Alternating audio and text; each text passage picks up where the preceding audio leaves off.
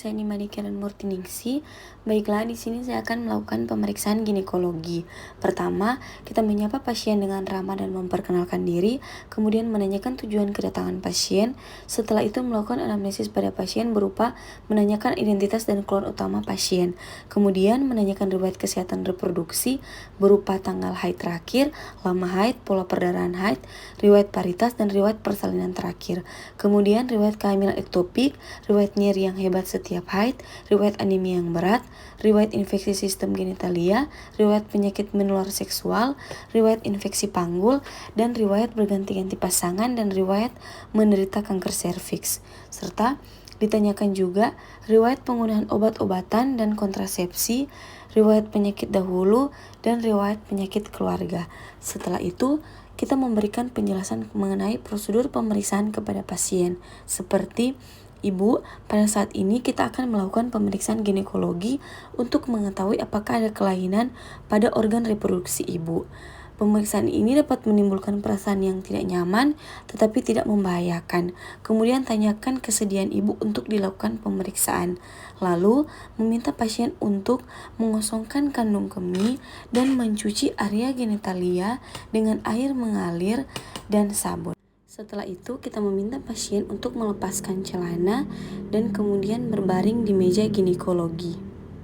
Selanjutnya kita siapkan alat dan bahan seperti spekulum cucur bebek, rintang, kapas, larutan antiseptik, gel, handskun steril, apron, dan piala ginjal sebagai wadah untuk alat bekas pakai. Selanjutnya, pemeriksa mencuci tangan dengan air bersih mengalir dan sabun dengan 6 langkah cuci tangan WHO. Selanjutnya, palpasi daerah perut, apakah ada nyeri, benjolan, atau kelainan lainnya di daerah suprapubik, lalu kenakan kain penutup pada pasien untuk pemeriksaan panggul.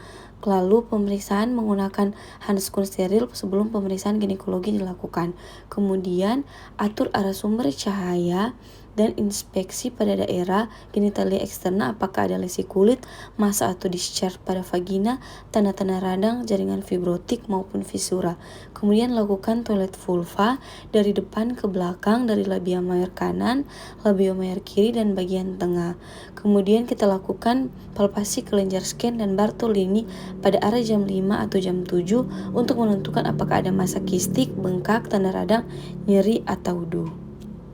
Selanjutnya, lakukan pemeriksaan inspekulum menggunakan spekulum cucur bebek yang panjang dan ukurannya sudah disesuaikan dengan panjang liang vagina ibu.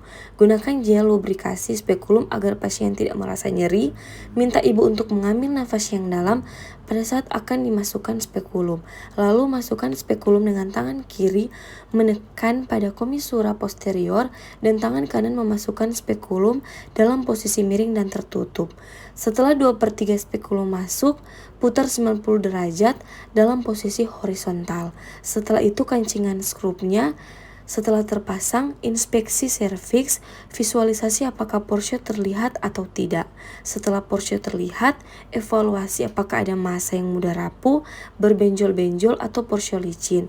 Lihat OUE apakah terbuka atau tertutup, apakah ada cairan atau keputihan di vagina, bila ada lendir atau eksudat atau darah, dapat dibersihkan agar visualisasi porsio dapat terlihat dengan jelas.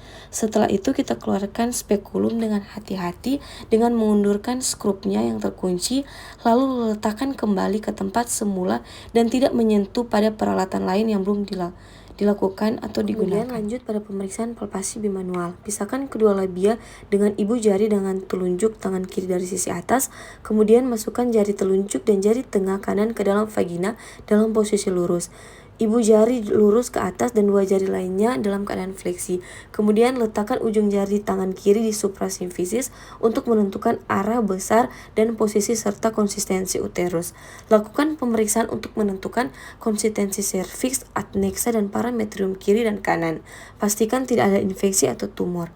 Pastikan gerakan serviks bebas. Setelah itu keluarkan jari-jari yang berada dalam vagina, angkat tangan kiri dari perut ibu. Kemudian kita lakukan toilet vulva.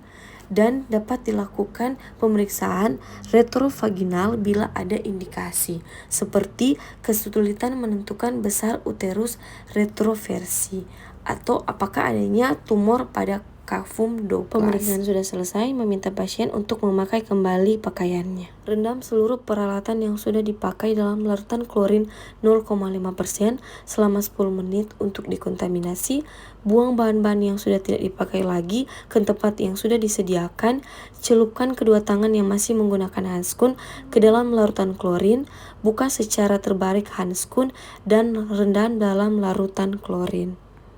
Setelah itu cuci tangan dengan air bersih mengalir dan sabun dengan 6 langkah cuci tangan WHO. Selanjutnya beritahu hasil pemeriksaan pada pasien, jelaskan diagnosis atau kesimpulan hasil pemeriksaan, bila perlu lanjutkan dengan konseling khusus dan penata laksanaan lebih lanjut.